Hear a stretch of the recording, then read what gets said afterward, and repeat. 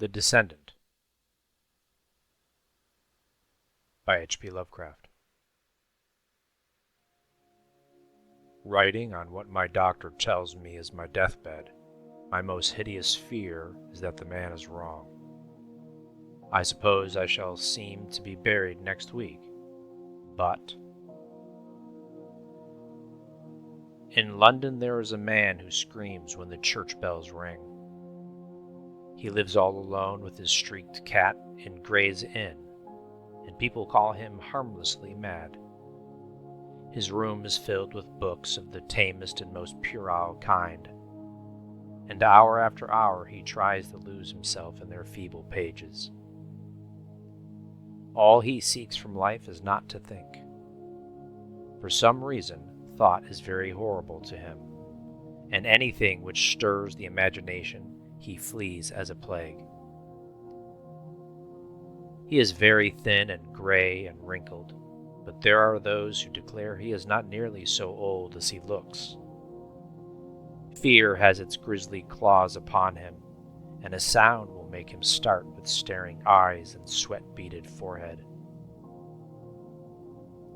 Friends and companions he shuns, for he wishes to answer no questions. Those who once knew him as scholar and aesthete say it is very pitiful to see him now. He dropped them all years ago, and no one feels sure whether he left the country or merely sank from sight in some hidden byway. It is a decade now since he moved into Gray's Inn, and of where he had been he would say nothing till the night young Williams brought the Necronomicon.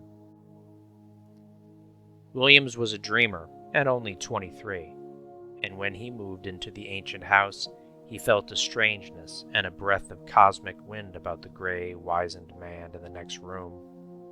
He forced his friendship where old friends dared not force theirs, and marveled at the fright that sat upon this gaunt, haggard watcher and listener. For that the man always watched and listened, no one could doubt. He watched and listened with his mind more than with his eyes and ears, and strove every moment to drown something in his ceaseless poring over gay, insipid novels. And when the church bells rang, he would stop his ears and scream, and the gray cat that dwelt with him would howl in unison till the last peal died reverberantly away. But try as Williams would, he could not make his neighbors speak of anything profound or hidden. The old man would not live up to his aspect and manner, but would feign a smile and a light tone, and prattle fervorishly and frantically of cheerful trifles, his voice every moment rising and thickening, till at last it would split in a piping and incoherent falsetto. That his learning was deep and thorough, his most trivial remarks made abundantly clear, and Williams was not surprised to hear that he had been to Harrow and Oxford.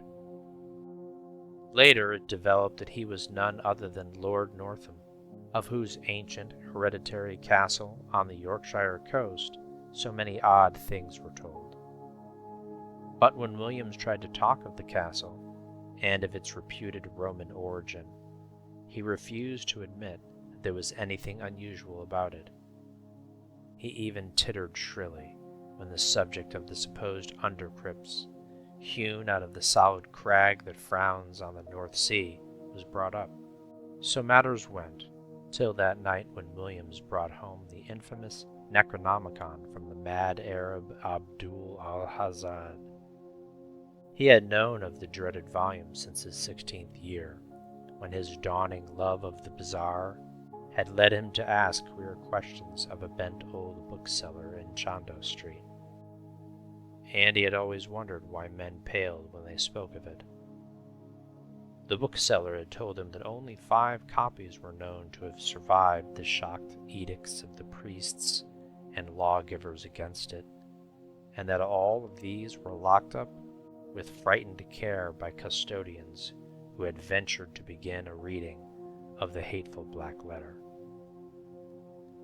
But now, at last, He had not only found an accessible copy, but had made it his own as a ludicrously low figure.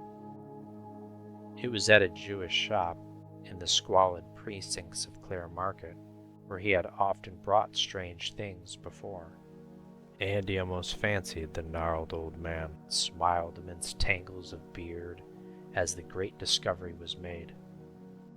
The bulky leather cover with the brass clasp had been so prominently visible, and the price was absurdly slight. The one glimpse he had had of the title was enough to send him into transports, and some of the diagrams, set in the vague Latin text, excited the tensest and most disquieting recollections in his brain. He felt it was highly necessary to get the ponderous thing home and begin deciphering it, and bore it out of the shop with such precipitate haste that the old Jew chuckled disturbingly behind him. But when at last it was safe in his room, he found the combination of black letter and debased idiom too much for his powers as a linguist, and reluctantly called on his strange, frightened friend for help with the twisted medieval Latin.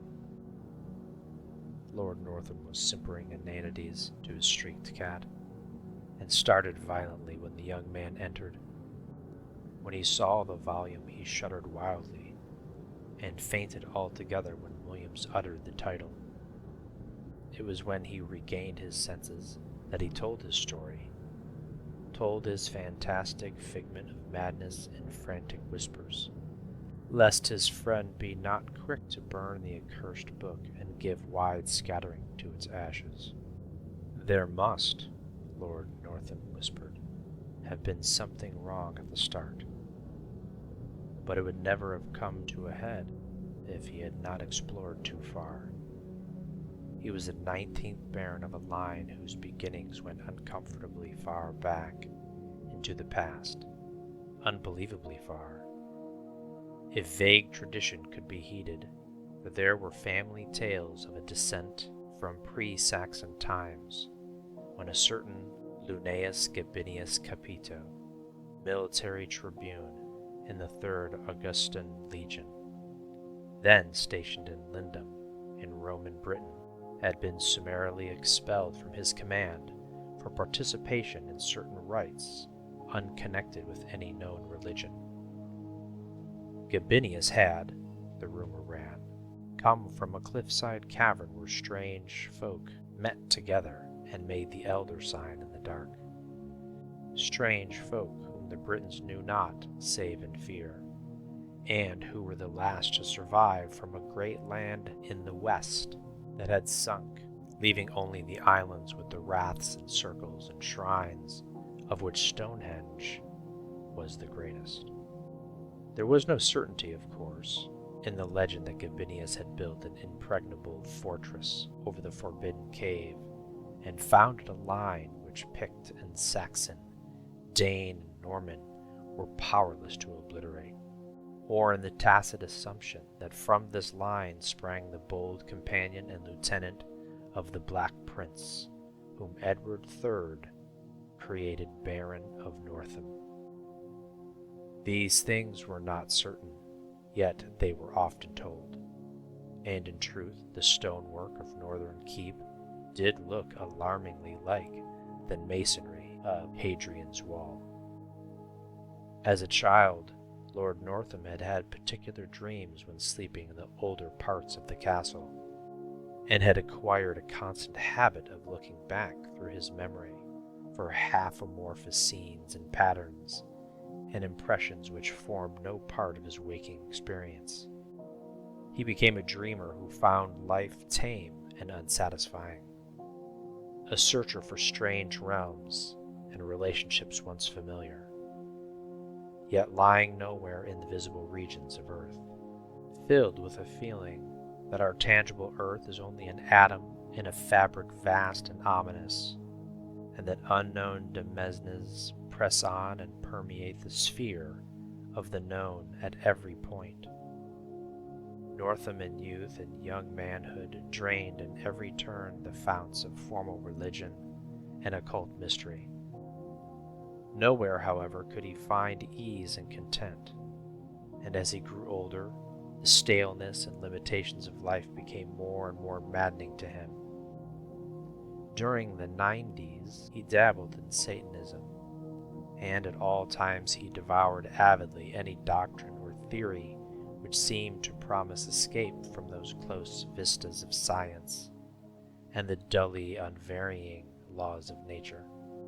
Books like Ignatius Donnelly's commercial account of Atlantis he absorbed with zest, and a dozen obscure prosecutors of Charles Fort enthralled him with their vagaries. He would travel leagues to follow up a furtive village tale of abnormal wonder, and once went into the desert of Abery to seek a nameless city of faint report, which no man has ever beheld.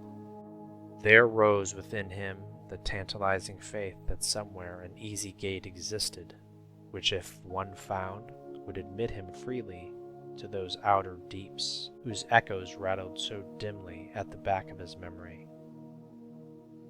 It might be in the visible world, yet it might be only in his mind and soul. Perhaps he held within his own half-explored brain that cryptic link which would awaken him to elder and future lives of forgotten dimensions, which would bind him to the stars and to the infinities and eternities beyond them. The end. Thanks for listening. Stay tuned for the next story time.